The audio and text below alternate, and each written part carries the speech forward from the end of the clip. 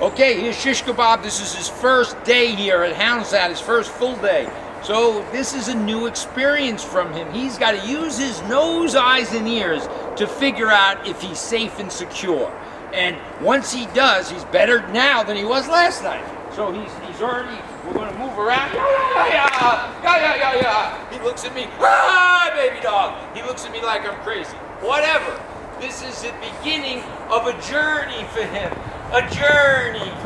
Good dog. When he comes to me, I love him. I don't talk. We're going to go inside and we're going to show lesson number 1. Okay, today is Wednesday, February something, 9th or 10th. This is my friend Shishkabob. Shishkabob, there is a dog under here. I'm not sure which end is which, but I think this is his head. He's a city slicker. What does that mean? He comes from a very artificial environment. We're in suburbia here, so we're semi-artificial. I mean, there is grass and there is nature here, very limited. So dogs have to, the first thing we have to teach the human to stop thinking with their executive brain and think with their mammalian brain. It's a simple brain that dogs can't process complicated information. We as humans have what we call intentional or unintentional blindness. We can block things out. Everybody looking at this knows this is a vacuum cleaner. You know that's a wheelchair. You know this is a mask. You know this is food. We know that, our human brain. Dog, oblivious to this. The first lesson we teach is thou shalt not pull, put tension on a leash. We do it by correcting and then loving. We don't mark this behavior with food. So our journey begins by teaching that simple behavior. Then the next simple thing we teach is to ask a dog to sit. I say his name. I don't get mad. Sit. Dog sits. If you look at my energy here, I'm relaxed. I'm not yelling or screaming. So I said sit. I made a sound. And then I marked the behavior with love, not food.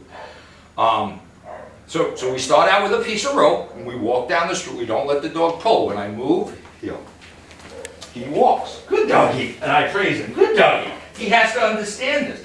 And I'm keeping him on my, then I stop, and I ask him, sit. And then I love him. So why is the dog on the left? Why cannot the dog pull? A dog pulling on an artificial tether, which is a leash, indicates what the dog thinks about. Where he belongs in the pack. So a dog pulling is obviously the leader of the pack. And so we make it simple. He's on our left side. So this way tomorrow he's not in front. The next day he's over here. When I move with my left foot. Doggy moves. Good doggy. I turn. A little correction because he was distracted by something. Dogs can't be distracted. In New York City, there are distractions. I stop. I ask him to SIT. So I taught him to spell. This is with a piece of rope. We don't use pinch collars. We don't use electric collars. We reinforce bad behavior with a correction, and we reinforce good behavior with natural love. He loves his schnozzle rubbed.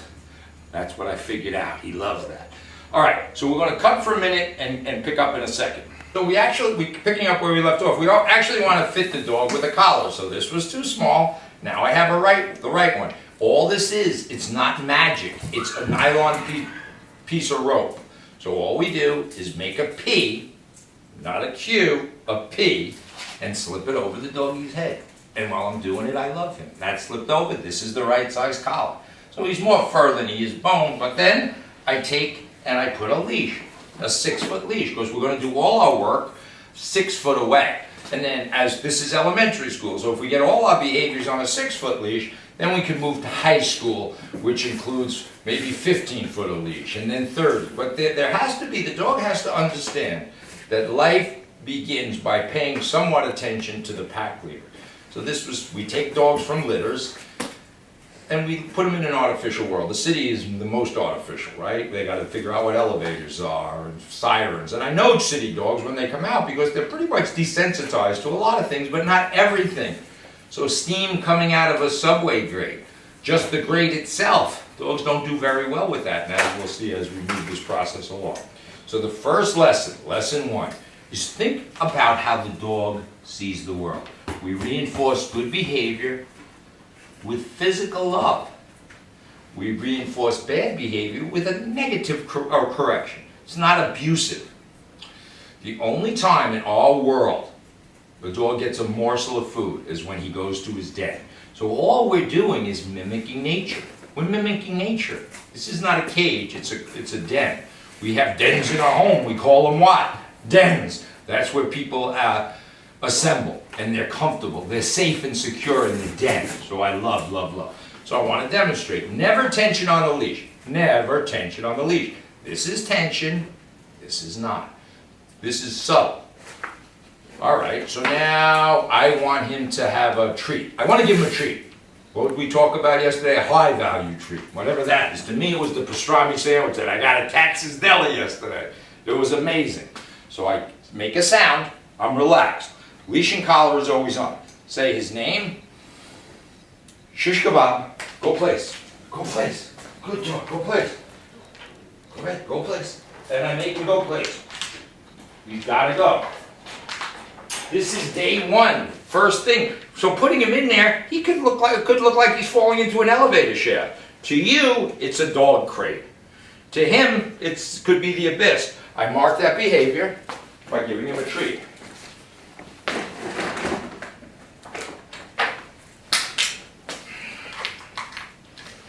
The only time the dog gets food. So the dog is in one of two places in our whole life, all the time.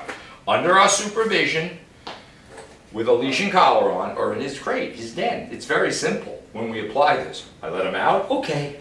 Okay, doggy. And now I want to love him. I get low. Good. He came to me. I don't necessarily touch dogs. So we talk about conflicting dogs, right? So if I pet him over there on my couch, and then I yell at him to go away when I have company over, so I keep this simple. Let's keep it simple for the dog so he's not in a state of conflict. I stand up. The leash is always on, so I don't have to chase him around. Good doggy, good. If he wants it, if I want to give him a treat, he doesn't get lorded. He has to go. Watch. Go play. Go play. Good dog. He gets put in, somewhat forcefully, I guess. I call it definitely. There's no negotiating.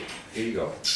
And once he knows that's his crate, hopefully in 10 days he's going to be beelining it. I let him out. Okay, he comes out. Now, I'm over here. Let's see, we talk about channel surf.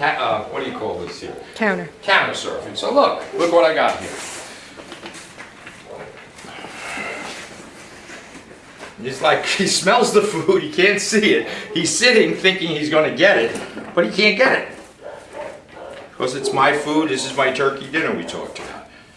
And if he's, watch. And we have blind dogs, by the way, so it's really, none of this matters. He's using his nose to investigate, but he can't have that. Now, let's say I want to give it to him, some turkey. Nothing wrong with that. I say his name. Shishkabob. Go please. Go please. Go please. He goes in, and you'll see this getting better each time. Now I give him a piece of turkey. All right, we're going to cut in a minute. We're doing very well. He's got to sniff this. He doesn't see it.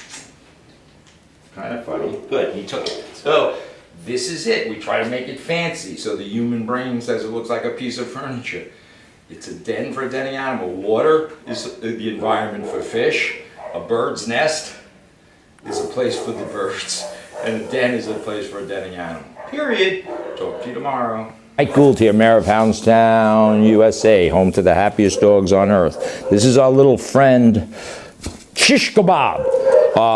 He's been here for 2 or 3 days now, and the same thing. So we don't talk about breeds of dogs, we talk about personalities of dogs. So I was just working with a 4-month-old puppy. So we talk about teaching leadership, human leadership to a pack animal, because the pack animal hasn't had leadership since he was with his litter. So we have to teach all the distractors in the world. This is food, obviously, but it's not his food, it's our food. So dogs don't really possess anything. We possess, and we very nicely take care of our puppies and our subordinate members like we would children. But they can't have an expectation to get the treat. That's how they get hit by cars. If they run after a rabbit or they run after a prey item, and their expectation is to get it. So we remove expectation and we teach the dog to avoid distractors. Avoid distractors. So fear, and he runs a little on the fearful side. So if we look at a dog from neutral to confident, the puppy, the 4-month-old puppy, was very confident. Very confident. He needs a different approach. A neutral dog, those are the dogs that everybody had that you just say, oh, he's just wonderful. You're the first dog you had. It was just wonderful. You didn't have to do anything. He was neutral. My friend Shishkabob runs a little on the fearful side. Not terrible, but extremely fearful dogs lash out and bite people. So he just needs a place in the pack. It's the simplest place to put him is on my left side. I walk with my left foot, he walks. I turn, he turns. He's distracted by the puppy. Good doggy, good doggy. I ask him to SIT. We taught him to spell. Right foot teaches him to STAY. Notice I'm relaxed. Leash and collar is always on. At the conclusion of 12 days, we're going to have a list of 10 things. Leash and collar always on under our supervision. Not under supervision, doggy goes in crate. Step out my left foot. Good dog. Initiates walking.